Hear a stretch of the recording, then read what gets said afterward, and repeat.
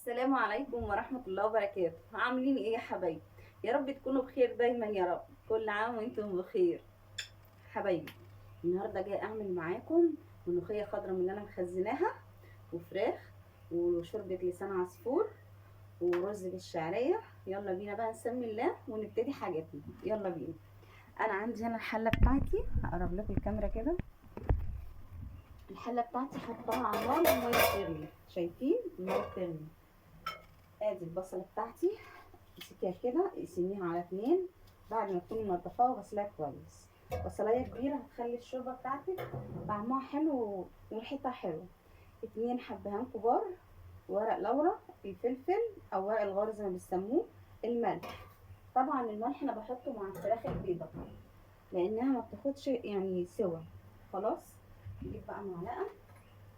عندي هنا طماطم بسويها، مش محتاجه لها زياده عندي فانا بسويها. الطماطم اللي انا بسويها دي ممكن اخد منها ايه كام واحده كده احطها للشوربه عشان تديني طعم للشوربه بتاعتي. الطماطم يعني الطماطم بتديكي برضو ايه يعني نكهه كده. خلاص كده الشوربه بتاعتي جاهزه وتمام، والميه بتغلي. حطينا الملح والفلفل الاسود وبصل وطماطم وورق لورا وحبهان. هاجي بقى للفراخ اللي انا غسلاها كويس بملح وليمون ونقعتها في ميه نظيفه. عندي هنا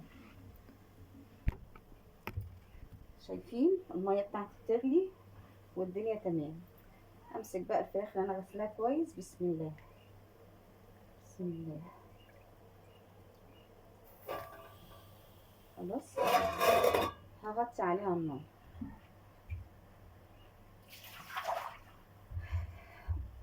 الحاجات دي هتديكي شوربه حلوه قوي وطعم وريحه. الشوربه بتاعتك هتدوقيها هتلاقي طعمها يختلف تماما لو عملتيها بالطريقه دي. هاجي بقى عندي هنا انا هسيب الطماطم بتاعتي تستوي على مهلها، وهبتدي هنا ايه، عايزه اوريكم بس الملوخيه اللي انا مفرزاها. انا طلعتها اهي لسه جامده اهي. هسيبها لحد الفراخ ما تستوي تكون فكت شويه وهعملها قدامكم. خلاص عندي هنا هفتح الكيس بتاعي. بسم الله.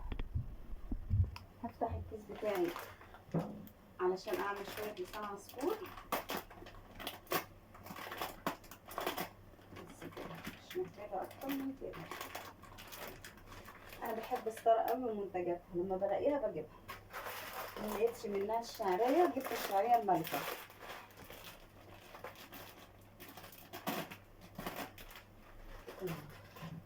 وانا واقفه بقى هعمل الرز بتاعي عبال الشوربه بتاعت الملوخيه ما تجهز. الرز بتاعنا هنعمله بالشعريه. كده احنا بقى ايه، نبتدي نعمل الرز بتاعنا. بسم الله الرحمن الرحيم. نحط معلقه سمنه من جنه وعليها حبه زيت.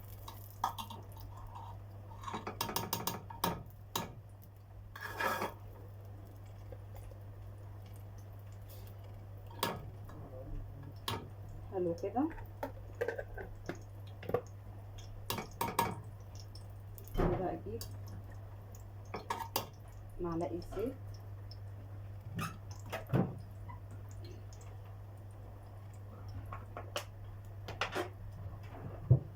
احط الشعريه بتاعتي.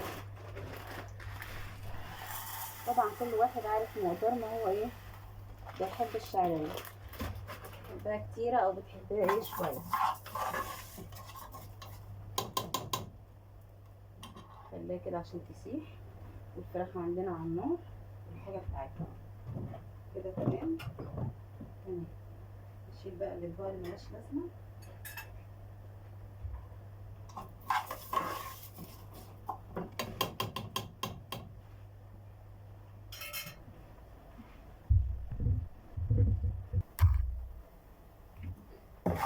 يا حبايبي الشعريه كده احمرت خلاص كده، اللون ده حلو قوي. ابتدي بقى اضيف الرز بتاعي اللي انا غسلاه. طبعا انا غسلته وسبته عبال ما احمر الشعريه.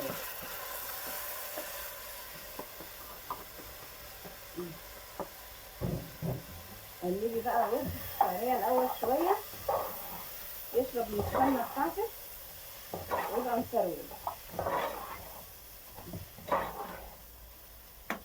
الطريقه دي هنا حطيت على العين التانيه برضو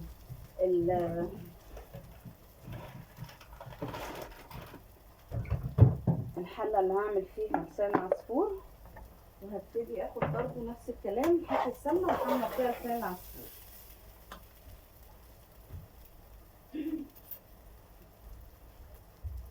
يبقى احنا كده الفراخ على عين، والرز اتعمل على عين، ولسان العصفور على العين التانيه. بقى كده طبعا السخنه مولعه من الناحيه التانيه. شايفين بقى كده، شايفين الرز شرب من السمنه ازاي بقى حلو.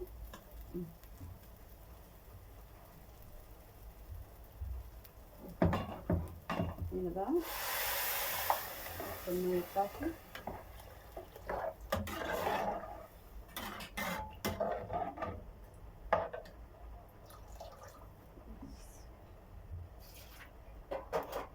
احط الملح.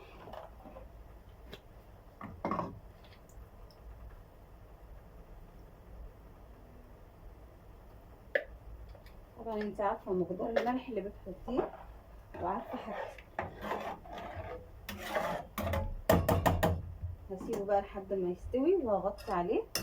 وعندي هنا الحله اللي هعمل فيها لسان العصفور، هبتدي افضي حبه لانه بيزيد طبعا، ما تكتريش. هديله تقليبه كده واروح اجيب الغطا بتاع الحله.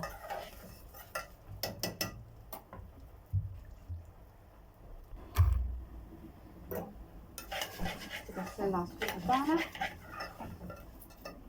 نحمره ونجيب شويه ميه كمان علشان ايه يزودوه. لسان العصفور يزود ميه الاول، وبعد ما يستوي تحطوا له الشوربه، لان لو حطيتوا له الشوربه الاول هيشربها وهيحتاج تاني. فانت بتسويه بالميه عادي، تحطي له شويه ملح وشويه فلفل وتسيبيه يستوي. تلاقيه استوى وشرب ميته تمام، تحطي بقى الشوربه بتاعتك المرقه.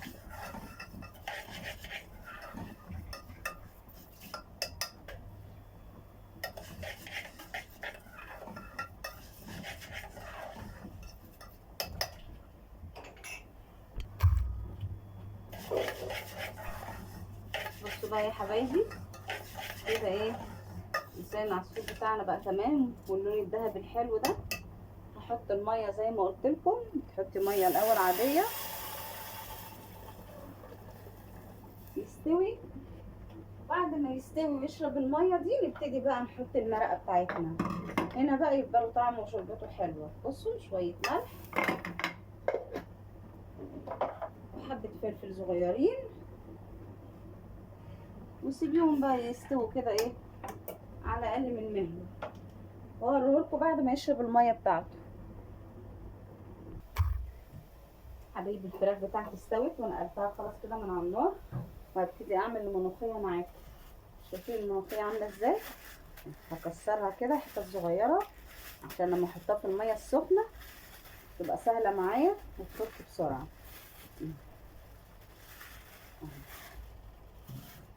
هبتدي بقى اخد المرقه بتاعت الملوخيه بتاعتي. بسم الله الرحمن الرحيم. طبعا المرقه بتاعتها طالعه تحفه، شايفين؟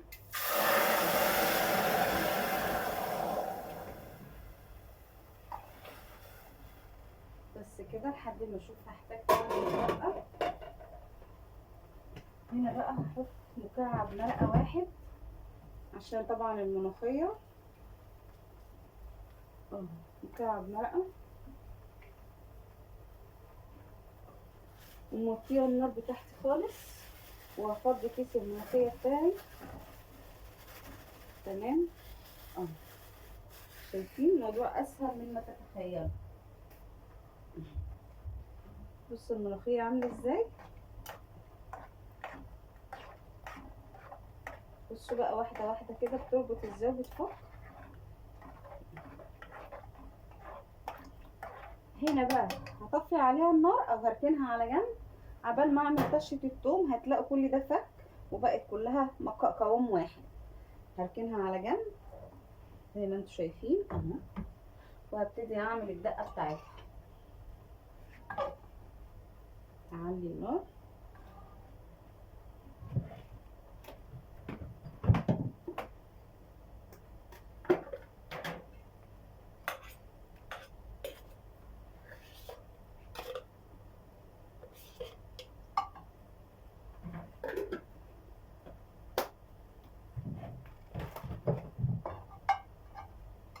كده. احنا تمام.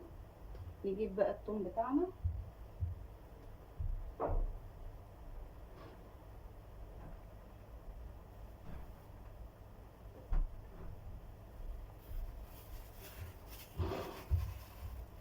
شايفين بقى يا بنات التوم ده انا مفرزاه وعاملاه كده ايه دقاه وحطاه للضروره اهو.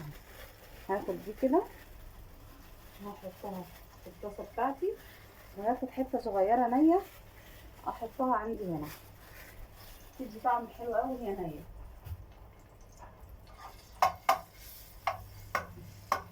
كله من الفريزر كده. بس بقى براحتك كده مع بعض. هنا مكعب المرقه ده خلاص، والملوخيه بتاعتي برضه بتبتدي تدوب. شايفين بصوا لونها عامل ازاي.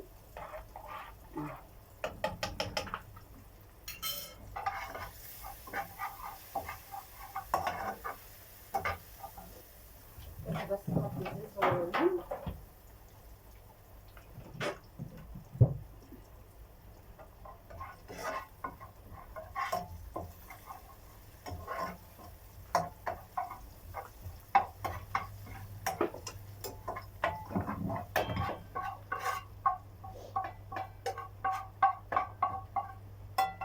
اللون ده حلو قوي. بسم الله الرحمن الرحيم. شايفين على جنب كده. هاخد الحله بتاعتي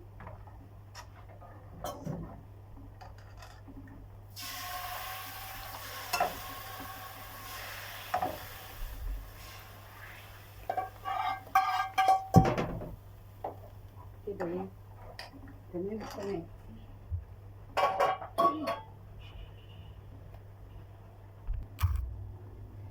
بصوا بقى يا حبايبي الملوخيه بتاعتي كده خلاص غليت، هطفي عليها بقى واسيبها. شايفين بسم الله ما شاء الله عليها. شايفين بصوا، شايفين الملوخيه بسم الله ما شاء الله عليها فكت وبقت زي الفل كده. الملوخيه بتاعتي جاهزه وتمام تمام التمام. نيجي بقى للسان العصفور بتاعنا اللي احنا حاطينه على النار اهو.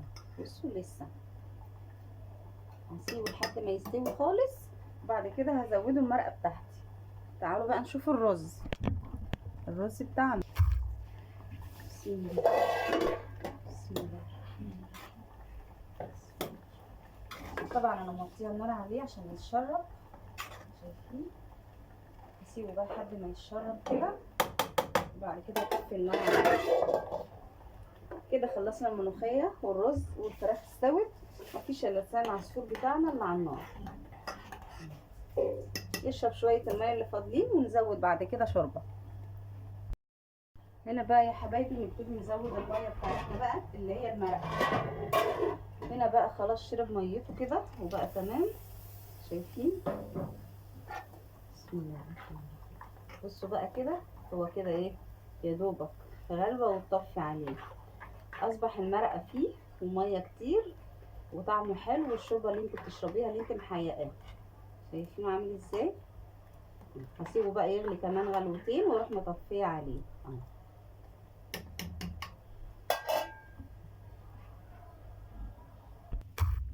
بصوا بقى يا حبايبي طفيت عليه كده خلاص وبقى زي الفل. شايفين بصوا ازاي بقى كده شكله عامل ازاي ومستوي جميل، والميه بتاعته موجوده اللي هي المرقه.